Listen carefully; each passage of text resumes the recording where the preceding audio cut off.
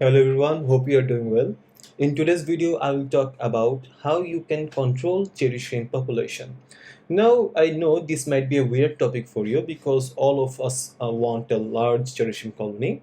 But if the colony gets too big, then there can be some problems. Okay, so we generally recommend to keep about 2 to 3 shrimps per gallon, cherry shrimps per gallon. So in a 10-gallon tank, you should keep about 20 to 30 cherry shrimps. This is the ideal colony size. Now, if the colony gets, increases beyond that limitation, if the colony reaches 50 shrimps, 60 shrimps in a 10-gallon tank, then it will start to create problem. What are those problems? Let me give you some examples. So, in a 10-gallon tank, if there are 50 shrimps, 60 shrimps, then it will create too much bio load. So if there is too much bio load, your filter might not be able to cope up with all that bio load. You'll need to do more water changes more often, and it will actually it will not create the ideal environment for your shrimps. Okay, so that's one problem. Also, if you have a planted tank in your if you have real plants in your shrimp tank, then your plants won't have a chance to grow very much. As you know, shrimps graze on plants. If there are 20 to 30 shrimps in a 10-gallon tank, then the growth rate of plants and the growth rate of the population of the colony both will be in an equilibrium state.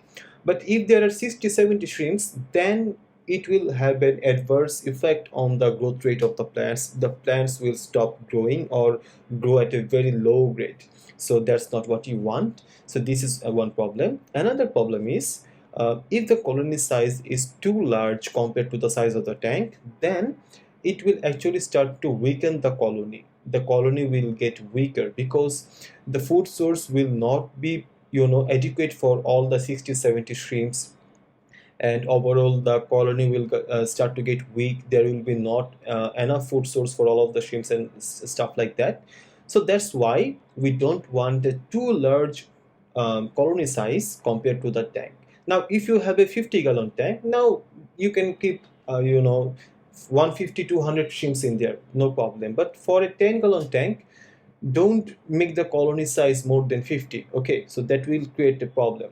Now if you have a large colony size, how you can control that, how you can control the population? There are some ways. The first step is you can sell your cherry shrimps.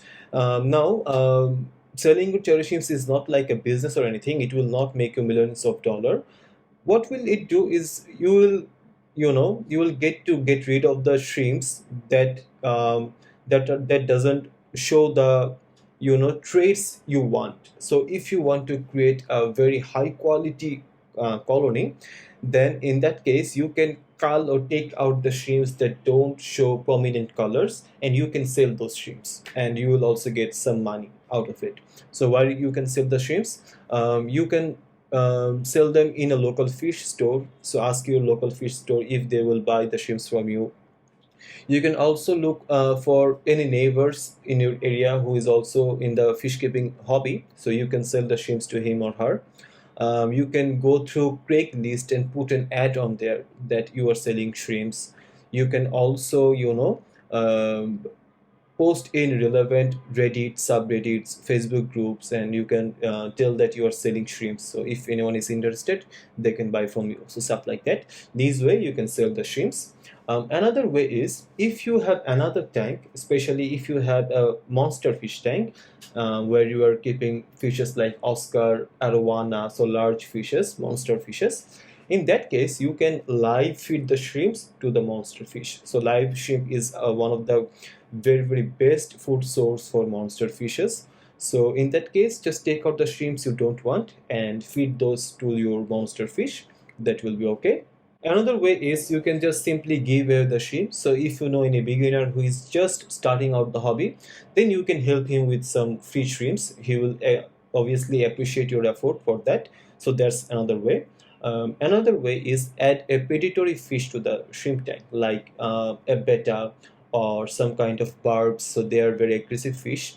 But I don't like that method because that predatory fish will not know which shrimp to eat and which shrimp to not eat. So if you have some very high quality shrimps, chances are that predatory fish can go after that high quality shrimp and eat that shrimp, leaving the ones that you don't want in the colony. So that will be a problem. So that I don't recommend that method. But if you want, you can do that. Another method is just let nature take its course. So I have not tried this method, but I have heard about it from other shrimp keepers.